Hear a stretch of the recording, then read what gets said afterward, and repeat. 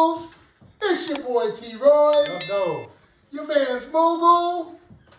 And say hello to my little friend, Critique Montana. What up, though? Watch your mouth, Polio. Yeah. Another episode of Booze Reviews. If you couldn't tell by those iconic phrases, hey, the movie that we have for you now is Scarface. Watch your mouth. And we're going to let Critique take it. Yes, sir. Okay. Well, you know, as he said, the movie is Scarface. It was my pick, and I definitely wanted to pick this movie during a time to where it was I would say special in the actor of Al Pacino's life. It's his birthday, April 25th. So when my time come back around, it'll be after April 25th. And we've been doing this. We've been doing Booze and Reviews since like right before COVID. COVID shut us down a little bit. And I had to wait till the right time. And this is the right time, as you see. I have, when Tony Montana got some money. He always had a suit on, either a red or black shirt, and he had to have his chains on. And he had the layered, curbing on curbing, layered chain, and the hanky in the side. So that inspired me. This movie to me is probably the best movie ever made. Okay. Not because of the violence. I'm especially now when I'm 50, 49, 48. Go ahead and say 47. Now that I'm 47 years old, violence is not what it used to be. It doesn't mean what it used to me. I was young, I was smelling myself, so violence was that, okay, yeah, you know what I'm saying? I dare somebody to say something to me, I'm going to go off on like Tony Montana. What, you want me to come out and come back in and start over again? So, there is probably no other movie that has the lines that this movie has and that are said by white men down to Filipino ladies, from black kids to fucking ogres in the highest hills of the Himalayas. This movie is probably the best movie to me because the impact that it had on the culture, it let loose the young black I don't give a fucks in America that started to. Movie came out in 1983. It influenced the documentary for Paid in Full. That was the documentary. These guys were real. And once Scarface came out, that's when A1 really took Money Making Mitch, A1, and Rico. Rico came later, but the cultural hit it had, it was Tony Montana coming over in the Cuban crime wave, so-called Cuban crime wave, to where Fidel Castro was over there just manhandling humanity. And everybody that wanted to chase the American dream got on the banana boat that Tony Montana does not like seeing, and came to America in search of the American dream. So him and his friends came over. They were put in the camp up under I-95, the Perfect Escape route. And it's a camp that was created for these refugees. But like I said, they're in Miami, and the Cuban population is strong in Miami, so they had to do a hit to get a green card and some freedom. A year later, they are working. Tony Montana and Manolo, Manny, his homeboy, they're working in a side of the road bodega. They catch washing dishes, frying Cuban sandwiches. Then it starts to happen. Tony Montana's dream of the American wealth, the American chase after the almighty dollar. It starts there. They get another opportunity where they get out of the concentration camp with a green card and citizenship by Frank Lopez. He's a medium level drug lord, and his brother was killed by one of Castro's top men. They get another job, and it's from some wacky Colombians, wacky cowboys that really just came in to rob them. So Tony Montana, as he says himself, he knows the streets. That deal goes wrong. He comes out on top. Angel Fernandez gets a chainsaw to the head. I believe, like I said, the impact of this movie. I believe this was the first movie to where it was good acting. To where Tony Montana was willing. He was chasing the American dream so much, he was willing to let his friend die to impress this mid-level drug lord, and he ended up coming back. Everything goes wrong. Y'all done seen a drug scene go wrong. Everything goes wrong. He comes out with the money and the Yale. It was a cocaine deal. So right there, he starts to move up. And throughout the movie, that's just what it is.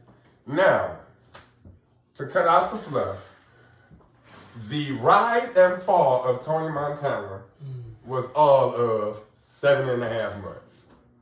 He got it was all. It just looked like a whole lot was happening. Yeah, but like Frank Lopez said, the guys that last, they go slow, stay on under the radar. But those who wanted fast chicas, champagne, they don't last. And Tony Montana was one of those guys that wanted it in a flash. It was 7.5 months from. I'm sorry, he was small level. It's 7.5 months after he met Sosa. Right. Sosa was a Colombian. He was the man in Colombia. 7.5 months after that, he didn't got a mansion. He didn't got married. He got married, right? He got married. He got a tiger. He got all these. He got everything. He got a lady tiger, realty company. He didn't got set up. He didn't did everything.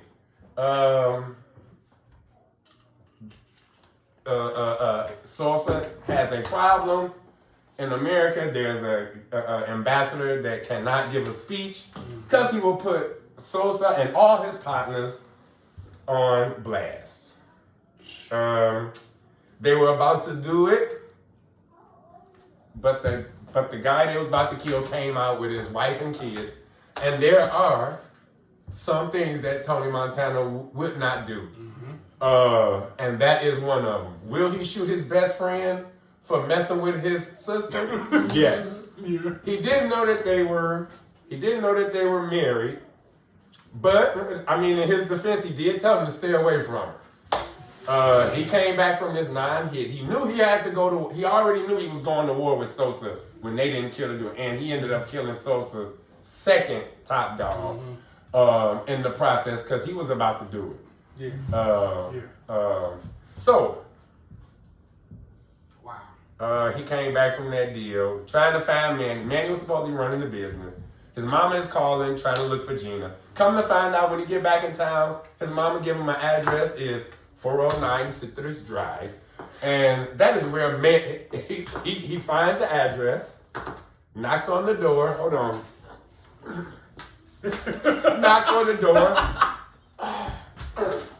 Knocks on the door. And who answers the door? Manolo, Manny. Yes. And who do they turn around and see At the top of the stairs? Gina, his sister.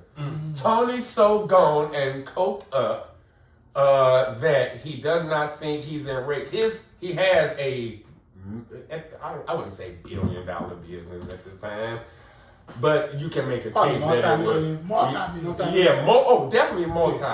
Now, when you look at maybe you know, if it kept going, yeah, you know, we don't know for sure. The man had connections. He had the streets going. It was. You got some good primo shit here. Class money. Yeah, so, yeah, it came out. He didn't do this job, and just like Tony told Manny, you stay away from her. Sosa actually told Tony, don't you ever try to fuck me. Don't you ever. And Tony fucked him. And when Tony got back home, he got a call from Sosa saying, I told you a long time ago, you fucking little monkey. Don't you ever fuck me. So Tony gets mad. Tony ain't scared of nobody, especially on that thing. And so he's like, go to war. Okay. Sosa is so big. This guy stays in Cochabamba, Colombia. In a matter of minutes, he sends a hit squad of at least 30 to 40 guys. Yeah. I want to say it was more than that. Man. It looked like Because it. the way they came across the lawn. Yeah. It was like 50 niggas coming in at the end of the movie. Dude, and 30 to 50. I could not count. I tried, but it was too much smoke and running around. But, you know, they go to war. Gina gets mad. His sister gets mad, shoots him. Tony got shot one time, two times. He got shot when there was an attempt on his life at the club after breaking from his first dope man. Yeah, his boss. Yeah. He got shot in the army. Then his sister mad that he didn't shot her husband. Rightfully so. She shot him. Yeah. So he he's doing kind of bad right now.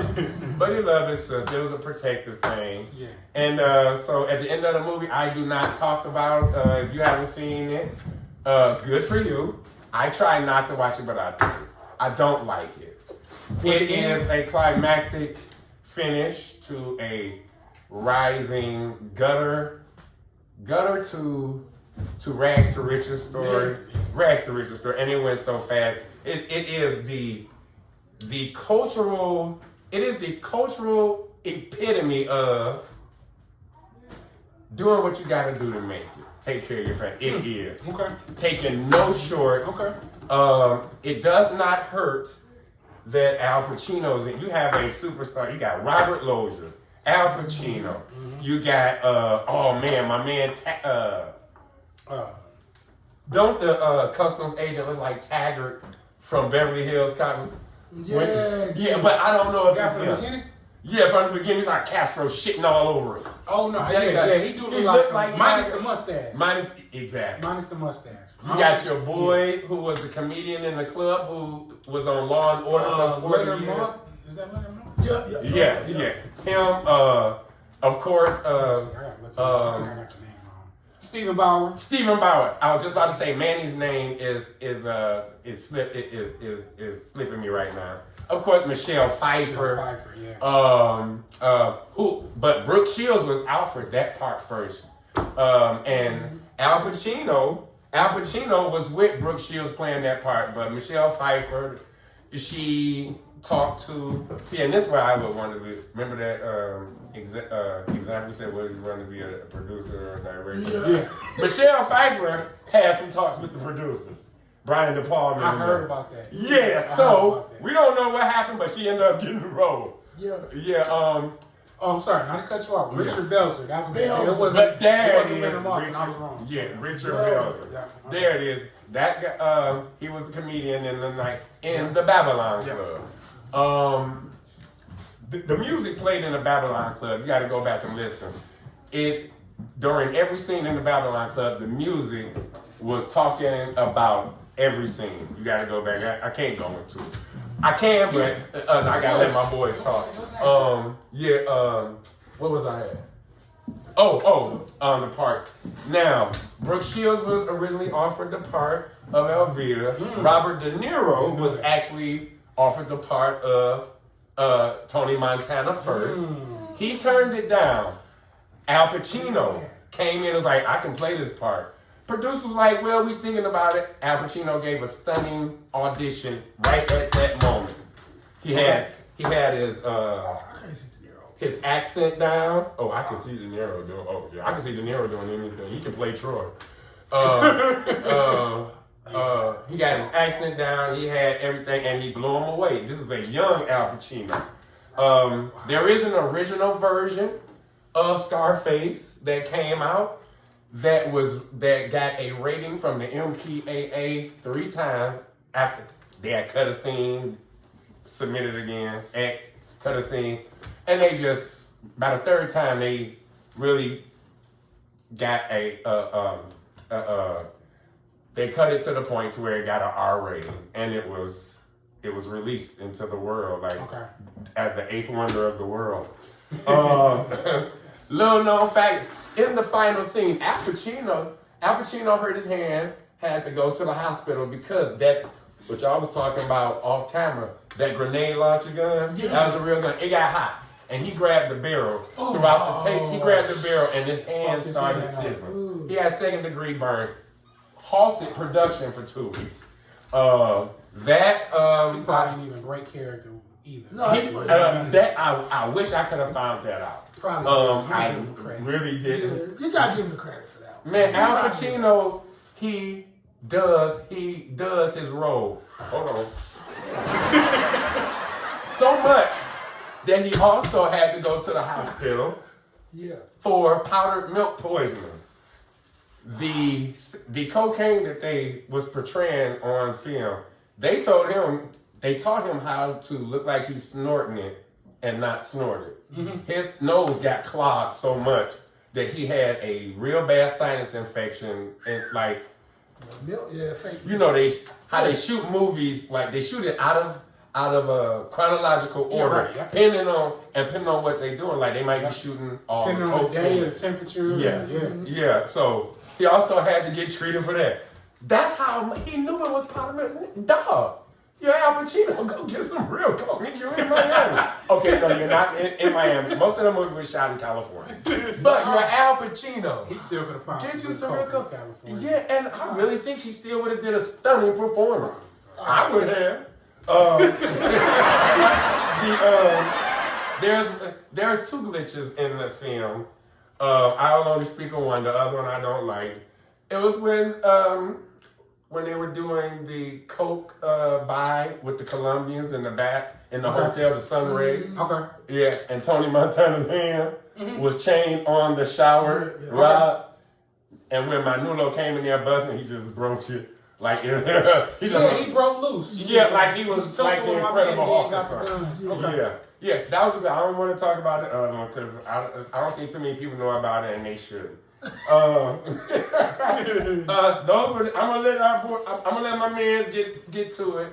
I'm gonna do my review last, but that was a quick run through a couple of fun facts through it, and yeah, I'm gonna let them go ahead and do their thing. Yeah, and I'm gonna grab this plate. Yeah, man. So I mean, iconic movies been definitely copied throughout history. Cult is he spoke on one of the movies, and I think just the whole drug environment, has already been, has been copied plenty of times. I mean, we talk about New Jack City, we talk about King of New York, Paid in Full. All of these, a lot of these things are already played out, but 83, man, probably at the height of everything. Everything's probably rolling at this time in real time, meaning things are coming across the water. People are coming in and going out, and you know how that goes. Yeah. But definitely a very entertaining movie. Al Pacino definitely, steps outside of himself and does a very great acting job. This movie pretty much was a winner based on numbers. 24 million it took, made 66, and so probably way more money since then.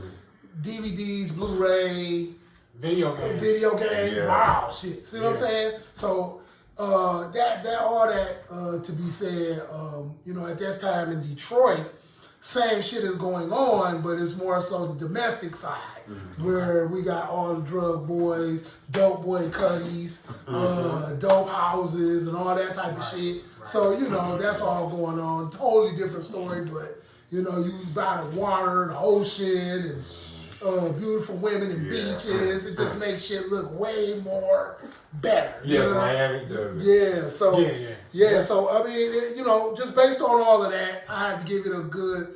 I'm definitely gonna give it a full cup. Cult following.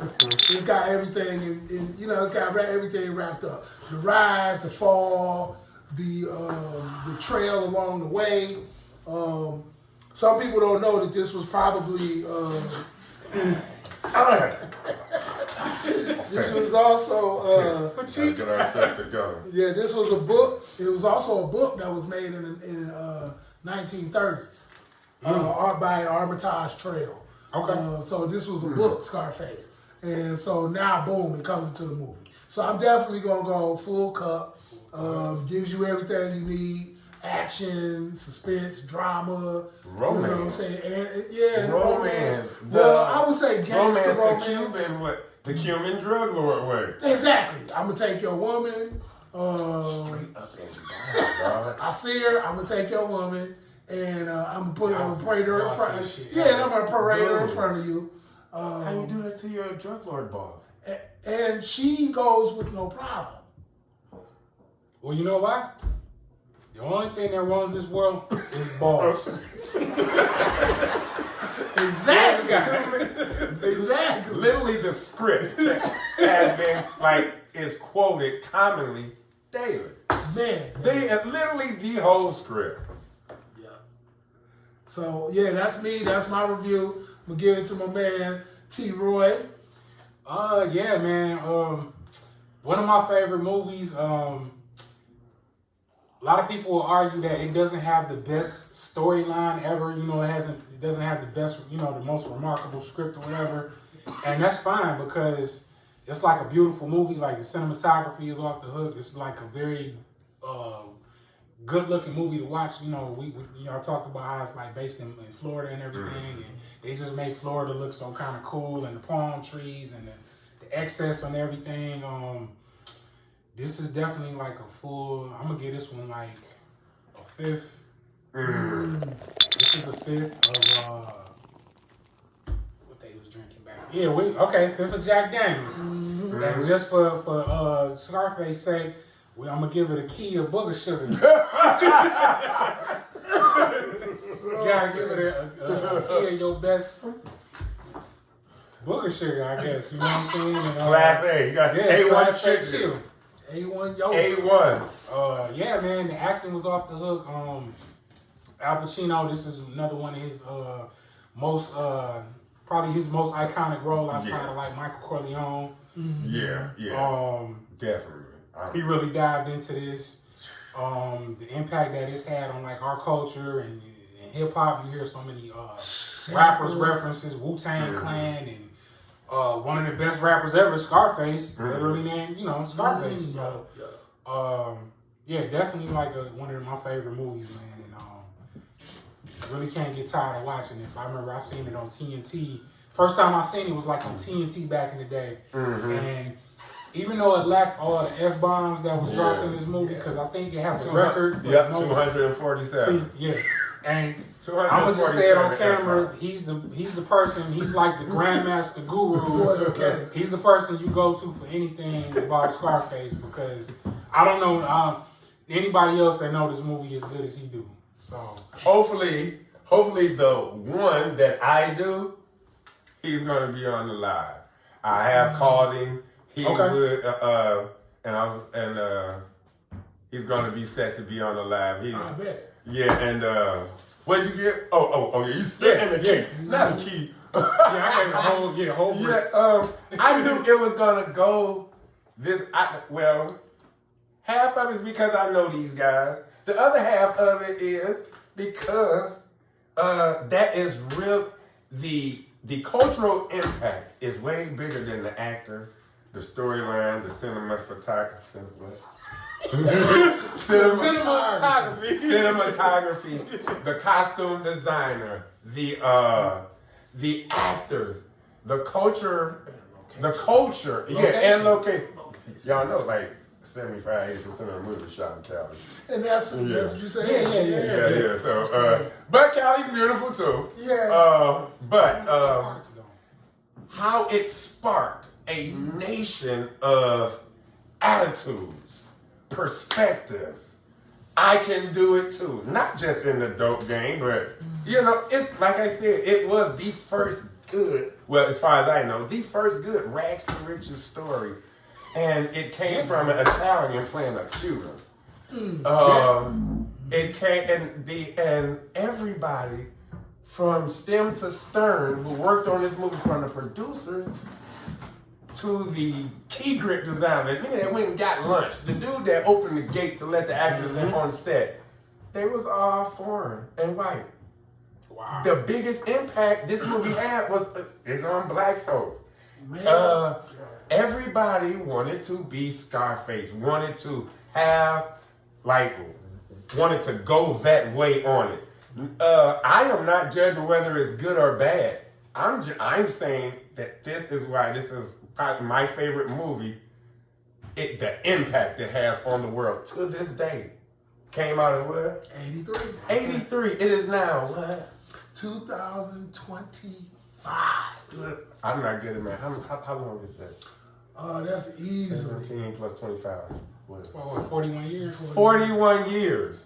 It got 52-year-old dudes dressing up and reviewing the movie.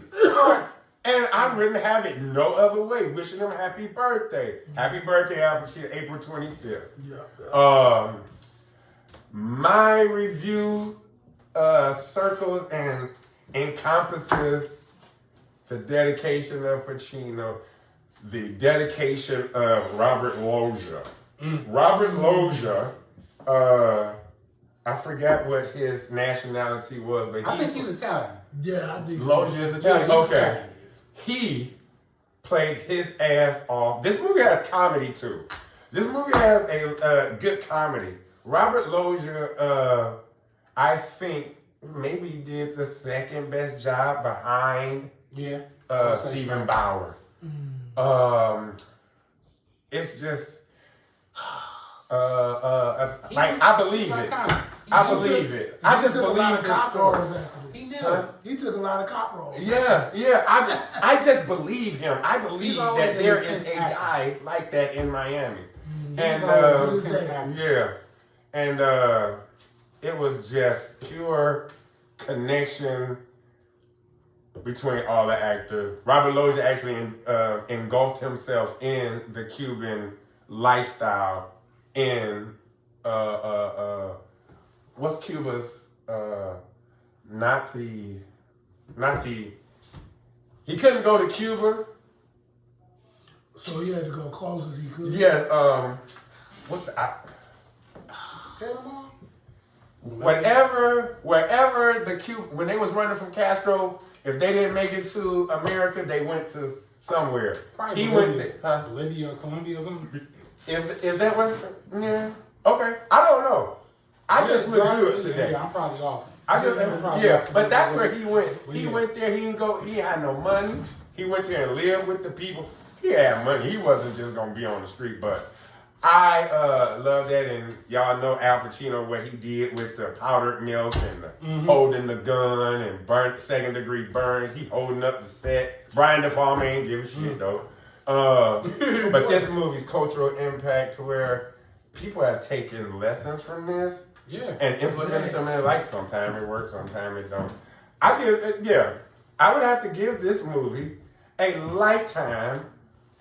I would just have to build a fountain. One of those fountains. The fountain, With World Jack, is yours. Yeah. World is yours. Of Jack Daniels. This is I love the scene to where Tony actually, you see how he played after the assassination attempt, and he was like, I want you to call Lopez. 3 o'clock sharp. Call him at 3 o'clock. 3 o'clock Totally fucked up. That whole plan right there, that was for immigrant spick, as he was called for a time. Boy was smart, and he just wanted it too fast.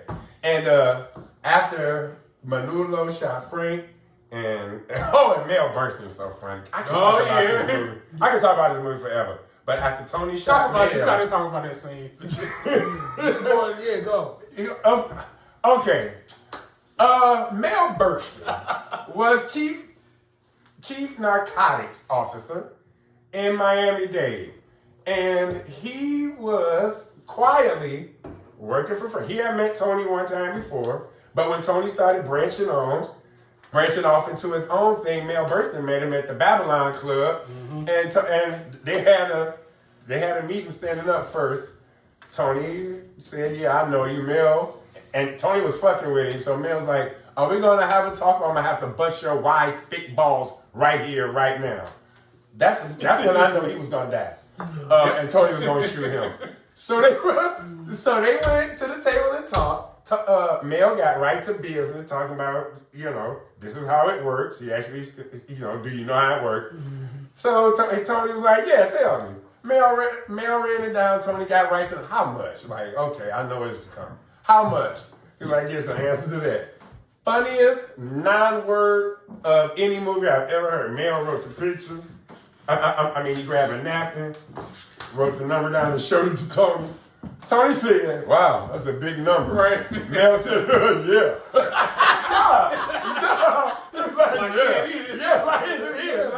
And he was like, same number every month. Right. And so they finished the conversation, and Tony asked, who else I got to worry about? He said, "They ain't my problem."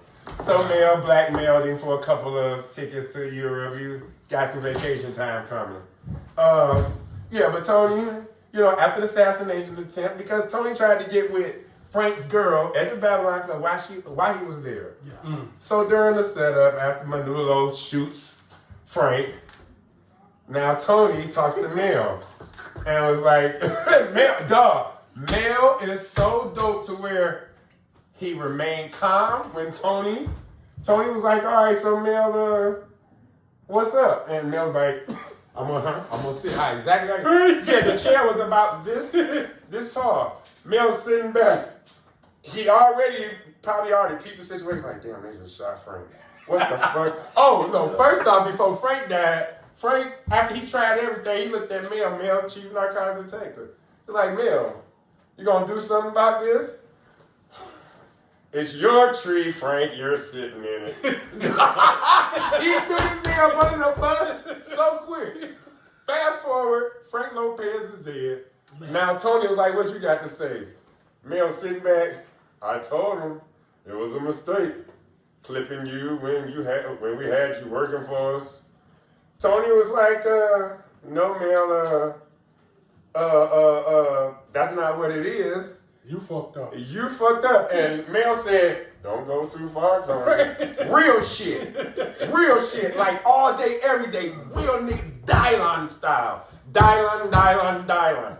He did not flip. He was scared as shit. The funniest shit I've ever heard a white man say. After he said, don't go too far, Tony, he said, lighten up, Mel. You are. Tony shot his ass sideways. Old dog style in the belly. Frank, Mel Beauty, he was sitting back. He had his head turned. He was shot him in the belly. He was like, oh! He was like, you can't shoot a cop. But before that, Tony had got up and was about to shoot him. Mel said, oh, he getting up to figure. Wait a minute. Whoever said you was one. Okay, you let me go. I'll fix this. The first thing that comes, he already knows it's trouble. So first words is, you let me go, I'll fix this. And Tony was like, why don't you handle yourself one of the first class tickets? It was a reference from earlier. Now Mel, he shot it. He goes out like a G. Like, fucking punk, son of a bitch. And Tony shoots him. That bullet went so fast, it took this chair back. Mel fell backwards in the chair. He was sitting down. Mel about 240. Yeah. And it had a silencer on it, so a little pressure of it had to come off. Whatever it was, Mel lighting the ass. But he went out like a G. Mel is funny. Male is for he. Wait a minute. No, you have to be in it, like it's so much. But yeah, I give it a lifelong flowing fountain of Jack Daniels.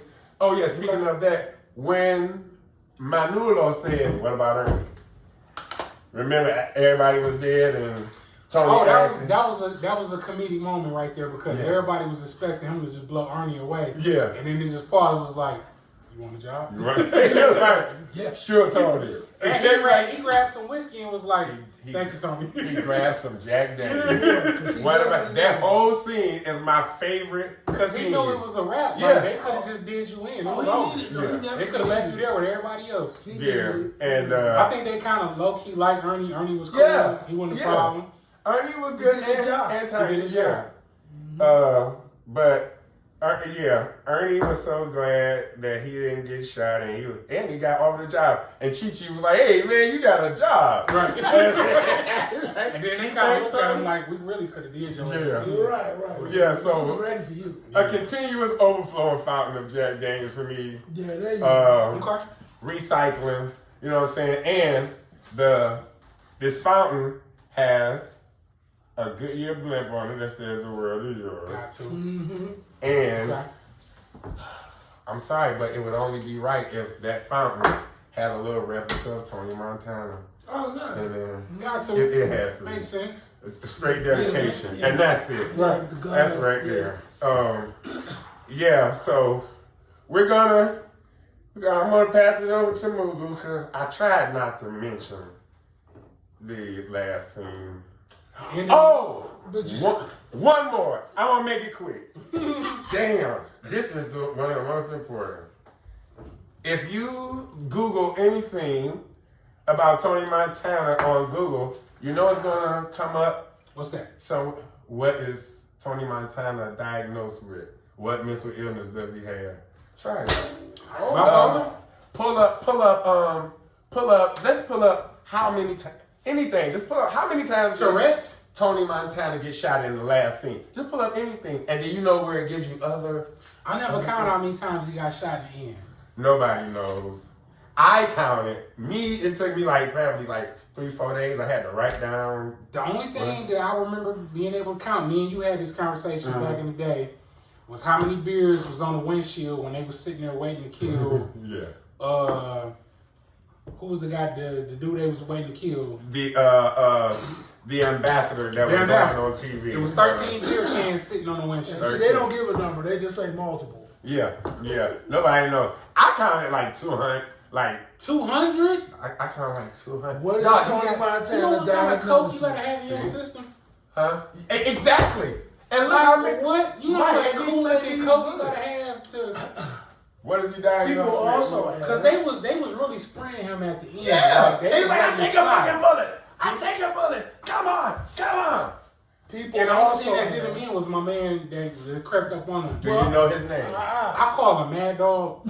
I gave him a name because I don't think they really gave him a name. I don't think. He has a name. Did they give him a name? Not in the movie, but he's known as the Skull. And The that Skull, was, yeah, that's right. Yeah. and, Yep. that was recaptured in another movie, which was Belly. The Yes. same guy kind Yeah. of killed. Yes. So, what is Okay. Tony Montana diagnosed with? Wait, first, what Tourette's? did you type in? First, what Okay, did you type in? what I looked up first was That nigga how definitely many got times Tourette's. did Tony Montana get shot? Oh, okay. Yeah. And then all they said was multiple times. But then, like you said, people also ask, what is Tony Montana diagnosed with? Troy said Tourette's. You said Tourette's. I'm gonna say Tourette's. That nigga was bipolar. I'm just saying. Yeah, he said, Okay, no, keep going. I mean, Those are the two that I got. Like Tourette's. Uh, Cause the nigga said fuck 292 times. All the fucks might have came from him mostly. yeah. A lot of them came from him. Bipolar, he was just really his switch with his switch was Some really. say that. Yep, some say that, but not as much as he's about to tell you what most say. and I'm gonna say one of my questions for the laugh. But anyway, antisocial and narcissistic personality disorders. No, he's definitely. I can see the narcissistic, I don't. but antisocial I don't see because he knew how to kind of navigate a room until. No, but think about it. Where was he at most of the time? In the house, in front of them cameras. That's where all the coke was. Yeah. That's where all the coke was. And over there, he was in the club. Mm-hmm. He wasn't out moving around talking about what up, dude, and going But to when you parties. see him in certain spaces, kicking it with people, he knew how to kind of kick it, like How kind much of did he navigate around. talk? How much did he talk? Not much. But it was But when he was around other people, he knew how to kind of like, hey, how you doing? Like, I'm Tony Montana. This is what I do. He kind of had a little gap. But you got to think when he go in, he the man. So who I got to talk to really? I don't know. He Even come to before talk he to was me. the man, when he was at the Babylon Club, when he was dancing with Elvira, like he kind of had like a little swag, like Right. have a little fun, a A little little. bit. He was so offbeat. And she was offbeat too. He was. Yeah. Well, She was why. offbeat too, yeah. Way off. I got something that's really gonna bake your noodle. I don't believe, or I don't tune into the narcissistic part. You wanna know why? From what I know about narcissism, and I know a lot, they do not self-reflect. Tony self-reflected, meaning no empathy. There is nothing that they do wrong. After he shot my Nulo, and he got back to the house, and he was like, okay, yeah, did a line. Here, let me show you how he did a line. Yeah, did it like that. Yeah, did it like that. Did it like that. And he was like, and he did this, and then he was like, okay, He was like, okay, let's get everything together. He hung up the phone, straightened up his notepad, did this, and he was like, fuck Manny. Fuck Manny. And he said, how did I do that? And then he said, why did I do that? Narcissists do not do anything like that. That's self-reflect. So what do you think caused him to do that? That's the cocaine. Good, man. The coach, what, to shoot Manny? Yeah. First off, he was high as a bitch. Yeah, exactly. Number two, he had been looking for Manny for 3 days. Yeah. He left me. I left him in fucking charge, man. I left him in charge. And he was gone for 3 days. Who's running the business? Chi-Chi? Ernie? No, nobody's running the business. He's second in command. And then, when I find you, you fucking my sister.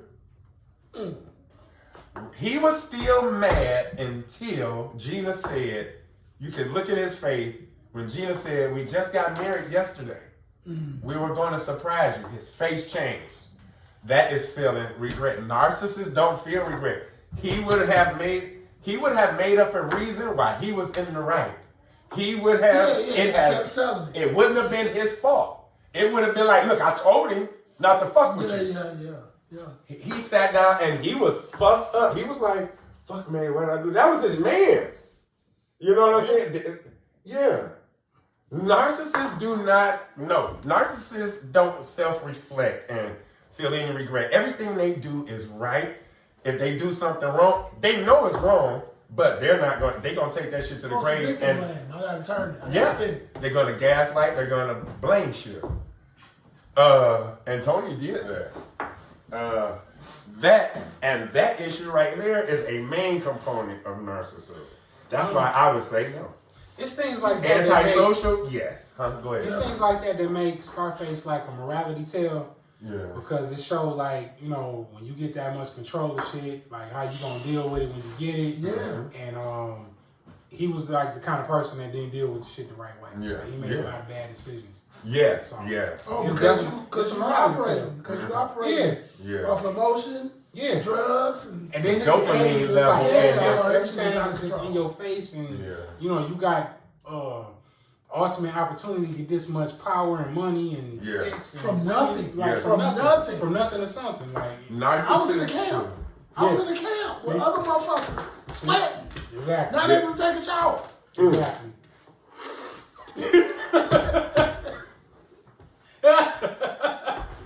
Narcissists, they're good at faking like they care.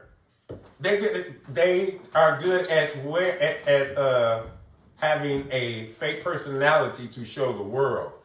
When he actually really cared about Gina, like you know what I'm saying, like He had a code about himself too. huh? He had a code. Yep. Yeah. He had a code. Yeah, and he was protective over his little sister. And when they are alone, that's when they're the real them. It showed that he had cried, like he didn't want nothing. In the bathroom toilet scene in the Babylon. You know what I'm saying? Like, well, that's in public, so you have to put on a show. But it wouldn't have gotten like to that physical part. Oh yeah, he slapped the shit out of her, and He did. I think it was real. Can someone look that up? That's what I want to look at. Was Was the slap of Gina real? I don't think it was real. I think the sound effects really did it. I watched it last night and I was like, slow it down? no, I slowed it down. He leaned into it, but he didn't like give it to her like that. It was more shoulder, more than hand. It reminded me of Charlie Murphy and Rick James. No, it was more shoulder. It was I shoulder. forgot to look that one up, Facebook, but He definitely put his hand on her face. and But he gave her more shoulder More than of a hand. mush. Yeah.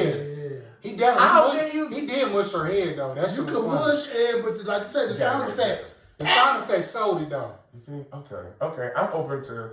She got slapped either way. It just was. Yeah, but I slowed it It down. wasn't It a looked real like slap.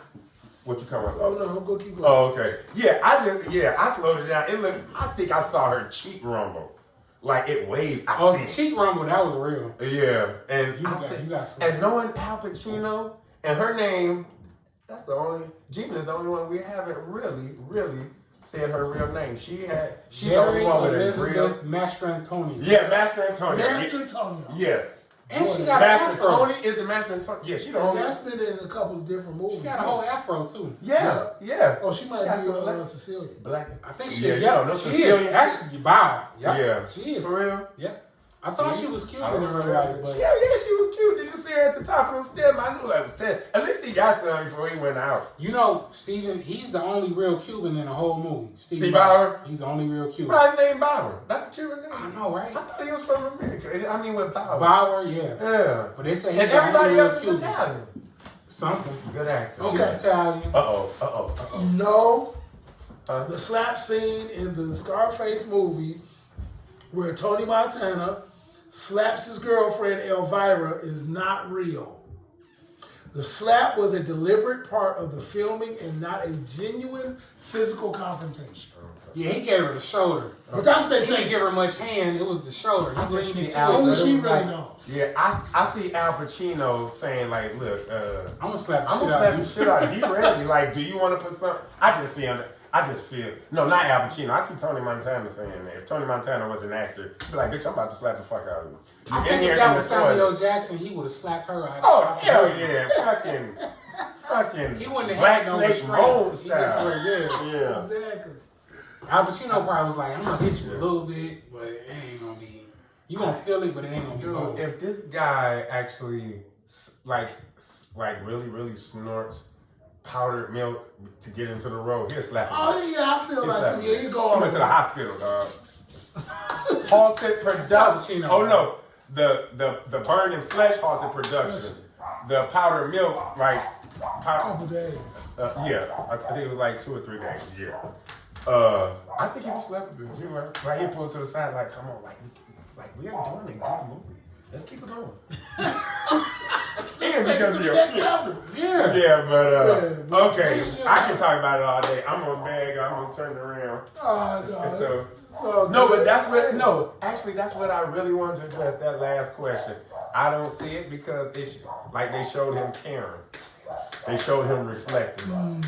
They showed him like, even though he didn't admit it to nobody else that he felt No, he bad or showed he was it, wrong. that He he- showed it. He had some remorse. Yeah. He had a cold. He wasn't. Yeah. He wasn't totally heartless. That's what made him If he was like heartless, he relatable. would have shot my man. He wasn't totally heartless. No, He yeah. like, I'm not about to kill no kids and no baby. Like, no. Yeah. I never fucked over nobody that didn't Didn't have have it it coming. coming. Yeah. So that's he kind of was like an Omar. If you look at Omar, Yeah, like, yeah. I ain't gonna do nothing to nobody that ain't in the game. Yeah, and yeah. And no women or kids. Like, I beg to differ. That's an argument for another day. Boy. All right. But there it is. Another review. Hot off the presses for your mans. Booze and reviews. It's your boy T-Roy. Freeze up. Just freeze, man. Your man Moogle. And your man's Critique Montana.